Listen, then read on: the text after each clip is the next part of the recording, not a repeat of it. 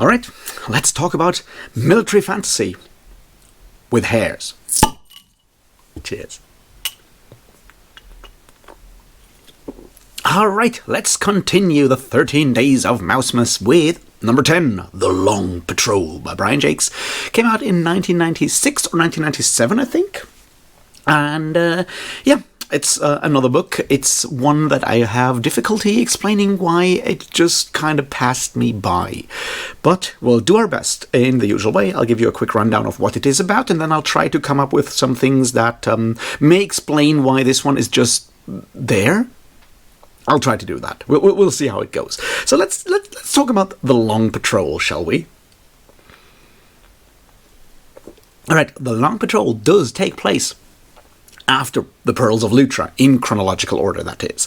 It has Abbess Tansy, it has Cracklin the Squirrel as Recorder of Redwall, it has Viola the Bank Vole as the a person in charge of the sick bay and everything.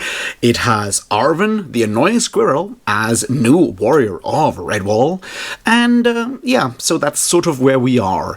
It does also have a lot of hares and badgers in it, which, may not come as a surprise, what with, it being called The Long Patrol.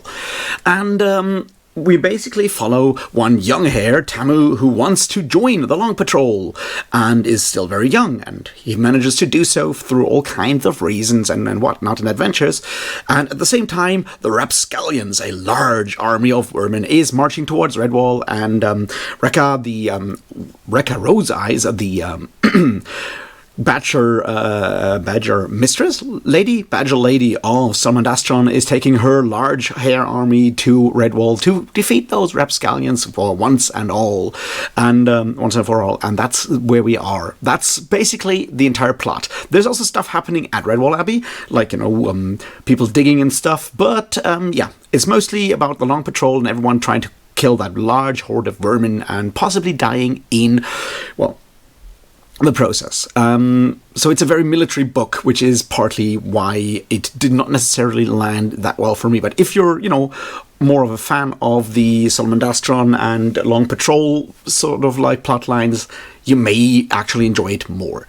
All right, let's talk about stuff that I found noteworthy and worthy and so forth, and see if, I can actually find something interesting to say about this book.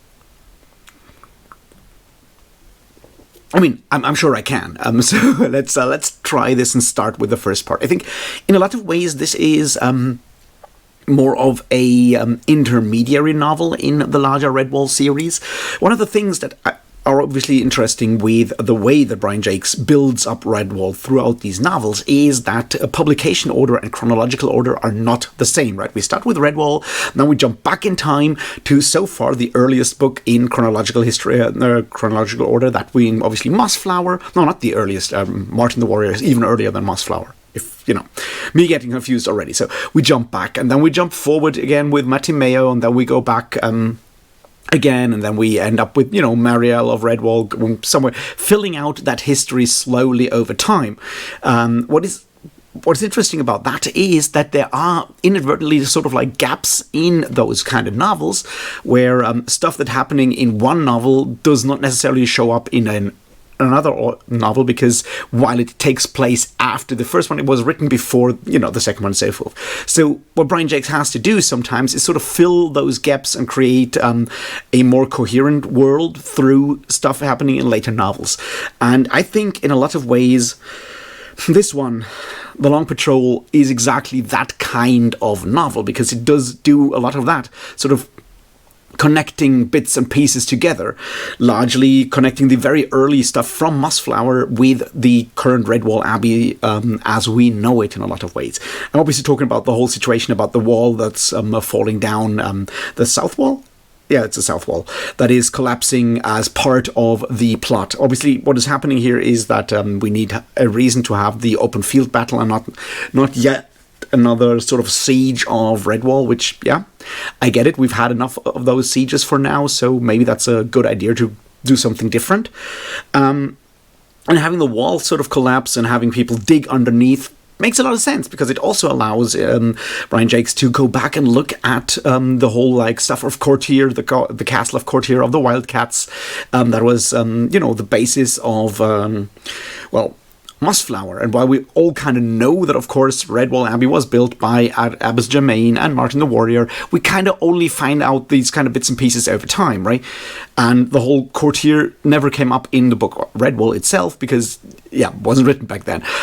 So having Abbas Tansey and Cracklin get down into those holes, into the hole below the wall, which is leads to the castle cellars of Courtier, and them finding the treasure of the Wildcat King. All of that stuff is interesting in that it sort of does world building stuff. It does not necessarily make for a very compelling story. And the basic plot of another horde of weasels, rats, stoats, and whatever is coming close to Redwall and needs to be defeated is not exactly new, right? We've already had that, and they don't have like a very pressing need to go to Redwall, except for they're a horde of pirates or robbers or whatever you want to call them, the rapscallions, and they do what those hordes of evil beasts usually do, which is go somewhere and plunder something, and Redwall just happens to be on their way, and being rich and so forth makes sense that they're going there. But there's no sort of like deeper plot connection between the leaders of the rapscallions and Redwall. They are obviously afraid of going to Salamandastron, which is where they have had their like recent defeat and all of that. So we have the connection to them, and from them to obviously Rose Eyes, who is charging after them to defeat them once and for all. So while we have that stuff, their threat to Redwall is more accidental than anything else. And that I think is sort of like where I see the issue with this book in general. It's like, it's more just like stuff happening, and it's not necessarily tied well together. And that kind of is maybe something that happens if you are writing, at this point, 10 books for children that are all set in the same world and that have more or less like very similar sort of like plot lines, which is usually a horde of weasel stoats and whatever threatening either Salamandastron or Redwall, and then there is a big battle and other animals are questing around somewhere in Redwall, exploring the building of Redwall Abbey for treasure or something else, and it kind of ends once the next horde of vermin is defeated, right? So it can feel repetitive unless you can come up with something really, captivating, whether it is like a really unique sort of like a lead villain, or it is something like the treasure hunt in Pearls of Lutra, or something of the sorts. And this one just doesn't have that. Maybe that's also just me, because with the focus on the hares in particular, we end up in an interesting point, because it gets very British there. I'm not British, so some of that is just not really so, captivating to me, I guess. Which is the next part that I wanted to mention, which is, of course, the Long Patrol. For the first time, we actually see a large part of the Long Patrol. We kind of get an impression of how many hares there actually are. In previous novels, there were usually like something like 10 hares around Salamandastron. Now we learn there's about a couple hundred of them, which makes a huge difference, right?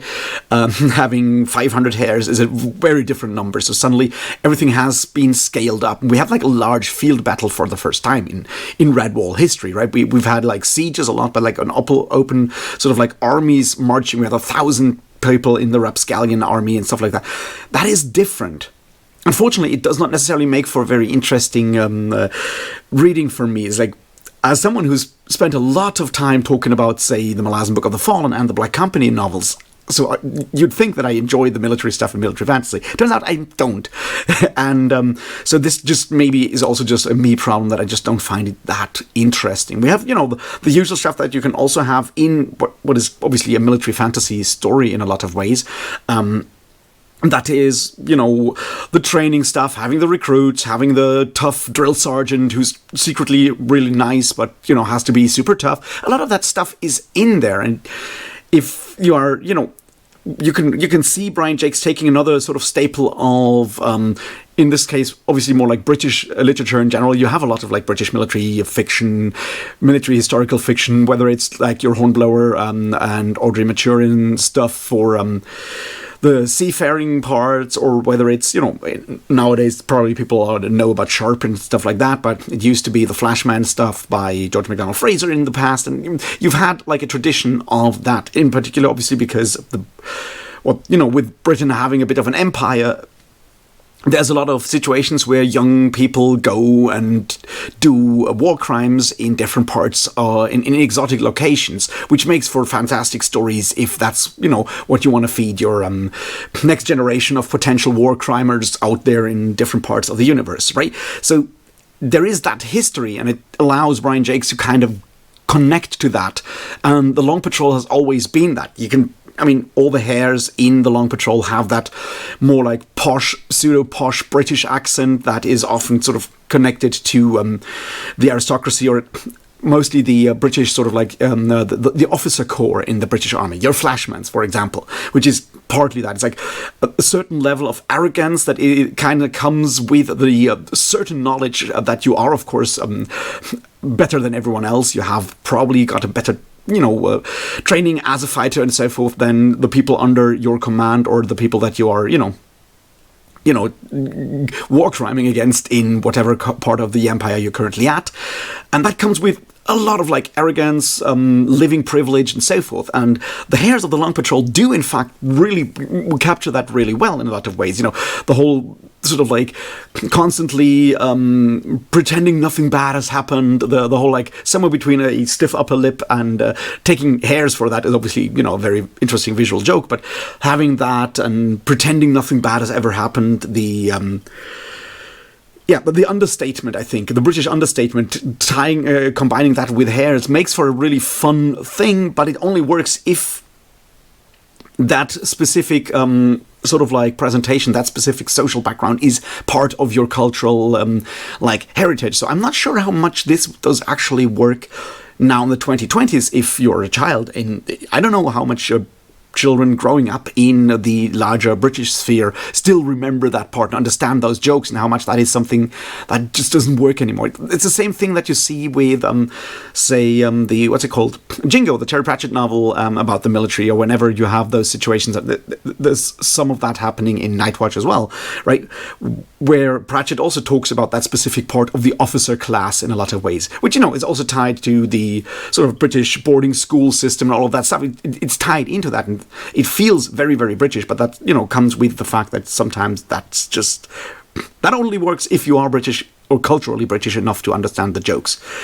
And that's certainly why I think the whole, Tamu's storyline doesn't really work that well either, right? He has a conflict with his father, his veteran father, and yes, that's once again like a very specific sort of like storyline you can find in, or characters and tropes you find in a lot of like British literature. You also found that in German literature for a while, but what with us out here, maybe not actually winning some of the wars that we've been engaging in recent centuries and so forth, that has somewhat slipped from German culture ever since World War I, I would argue, I guess. So maybe that's partly why it just didn't really connect too well to me, but yeah. Tamu running off to become, hero in the Long Patrol. I don't know. What's interesting, though, and I want to look at that, is that Tamu does sort of like not necessarily fit, right? He wants to join the Long Patrol because that's, what hares do. And once joining the army, he finds out that like fighting isn't actually, the thing that he really enjoys. And there are all those things that you can add to like, say, military affection in general, like the question of like, why are we doing this? Obviously the hares are there to, defend all those other people, all those creatures that don't want to fight. You have that whole idea of Redwall Abbey obviously being like very peaceful and all of that. And, we have that element in there, but there's still sort of like the idea that like war is very meaningless, and we have a bunch of situations in this book where once again animals die needlessly or just randomly or whatever. So we have that.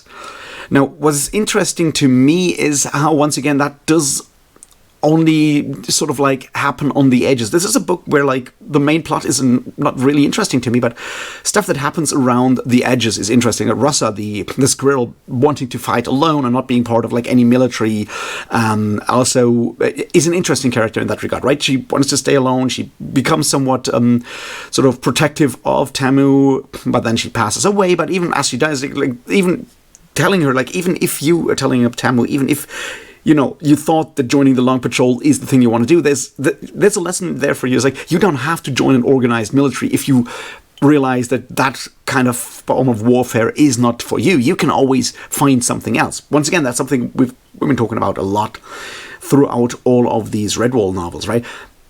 That it is about characters finding their new place in life and figuring out who they want to be versus the expectations that society, their parents, or anyone else has on them, and finding a place. So having that sort of on the sidelines, once again, is very much Redwall. It's just, it's one of those small bits on the side. Having all these elements in there just never fully came together for me.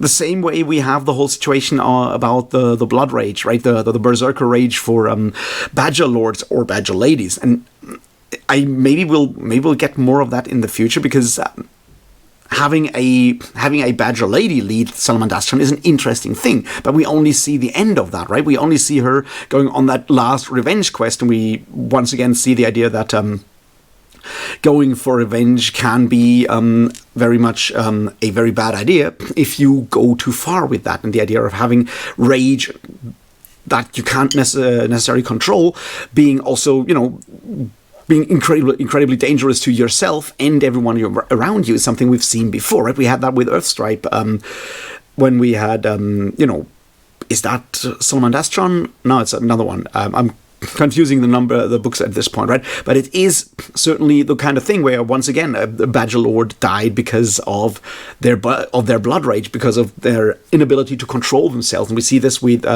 Rose Eyes in this one, right? Because she just ran ahead of her army, and sometimes loses her army because she's just so reckless because of that. And she does not necessarily lose her blood rage. She just ends up in Redwall. I mean, it is said that she lost blood rage after she also was blinded, but who knows? But so there are all of these really interesting elements with Rossano, whatever his name will be, the Wise being that adopted badger who then becomes the next badger lord of Salamandastron in the epilogue.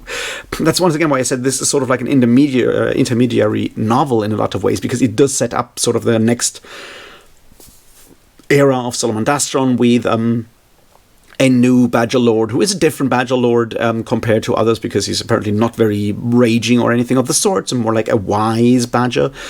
So in that regard, he's probably closer to Sunflash the Mace, as long as Sunflash doesn't do like dumb Sunflash things, which he also does a lot, but has the ability to do farming and stuff like that. So it does connect all of these bits and pieces, but it fills out the stuff that is part of doing history versus doing historical novels, where you recognize that sometimes nothing really captivating happens, or nothing really interesting happens.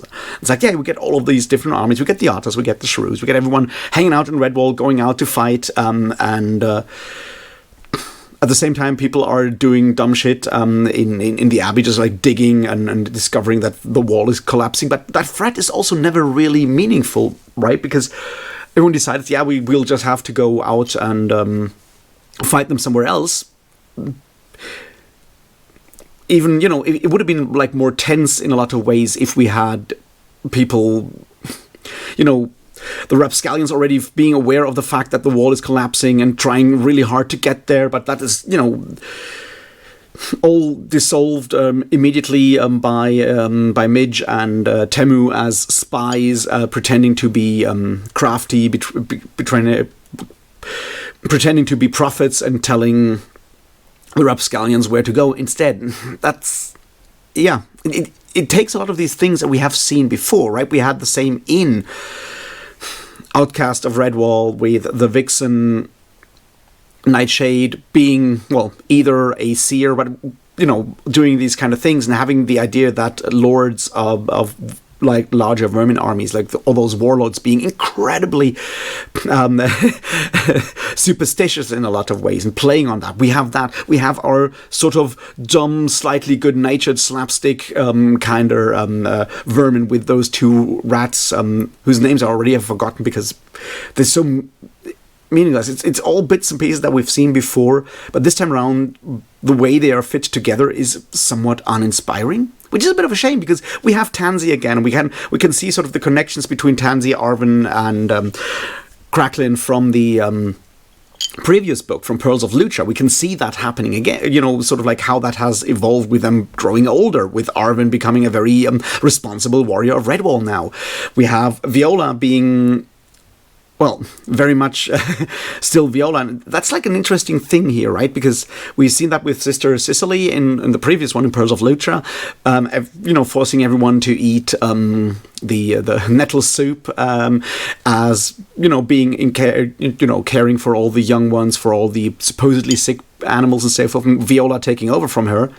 In that regard, it's interesting because it allows her to sort of evolve her character, on the one hand being very, very protective, which is a good thing, but on the other hand possibly also somewhat feeling put upon because everyone is trying to not actually respect her care for others. And there's something to be said there that I'm not sure Brian Jacques manages to say in this specific book, because he falls back onto those sort of tropes again, where Viola, being all of that, is still mostly the butt of jokes because she cares and others are busy or don't want to care about her worries, and nothing much comes of it. And that's I think is why this one is not really working for me. It has all the ingredients of a Redwall book, but it somehow just never comes together for me. Whether that is because of the sort of like the lack of something new, whether it is the fact that the main villain is just really boring, beyond like the first part where he tricks his brother into by having the part of the weapon sabotage and when they have that first combat. Yeah, he's your typical Redwall villain in that he's constantly murdering his own underlings and stuff, and that's kind of that, which is a shame, because the Rapscallions, as like a group of vermin with like an identity that is not just their leader, but has like they have their own culture in a lot of ways, right? Like their own traditions. The idea of having the sword with like one curved side and one straight side, and they throw it up to determine whether they go on land or go on sea for the next like journey. There's so much there, and it just like nothing happens there. Which I don't know what went wrong there with Brian Jacques, because these are all like stuff. Is all stuff that he's been really, really good at before. It just doesn't really happen. And we of course get to go back to the painted ones, but now we learn they are in fact tree rats disguising themselves as squirrels with masks and stuff. And they were kind of scary, but also obviously borderline racist all the way back in Matimeo. And them coming back here doesn't do much either, right? They get defeated very quickly by the hares. That is, of course, I guess part of the problem is also that like having the Long Patrol be a very elite fighting force in a lot of ways means that they they don't have to overcome super hard challenges, because by definition they are already more competent than most everything they face, including those tree rats, I guess. And the problem is, of course, that this becomes sort of like very bad in that you have your British Empire equivalent Long Patrol hares attacking these rats that live in the trees and are very much sort of like coded as a colonial people in a lot of ways, or at least coded in sort of different forms of primitivity, savage, whatever you want to call it, right? And they just go through them and defeat them easily and treat them like shit. And I'm like, that is very adequate for how, imperialism works. But this is a children's book, and it doesn't actually ever take the next step of showing us that this is bad. Because no, the tree rats, the painted ones, are evil.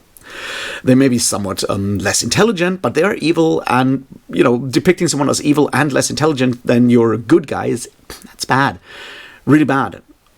And just to be clear, I don't expect a children's book like this one to have a full-fledged post-colonial ideology in it or anything of the sorts, right? That's not what I expect. I'm just saying it just adds sort of like annoying wrinkles to something that doesn't actually make up for it with really cool stories, with a really cool story or really, really cool characters in any way or form for me, which is, I don't know, it's frustrating, right? I was so happy with Pearls of Lutra, and I'm like, why this? Now, obviously, the big hope is that the next one, that being Marl Fox, does actually do something interesting again. We'll see. I know it takes place after this one, and there's like one final thing that I wanted to mention. That is, of course, Formol Diggum, who underwent a gender change between Pearls of Lutra and this one. That apparently being because Brian Jacques forgot that Diggum was was a girl in Pearls of Lutra when she was one of the friends of, together with Gerbol, were the friends of Arvin, and for whatever reason he forgot about that when he wrote the next book, and Diggum is now the Formol and is female, which is, well, I don't know. It's funny. It kind of shows you that sometimes there is like very little oversight in editing or whatever going on in big publishing, because apparently no one noticed until it was too late.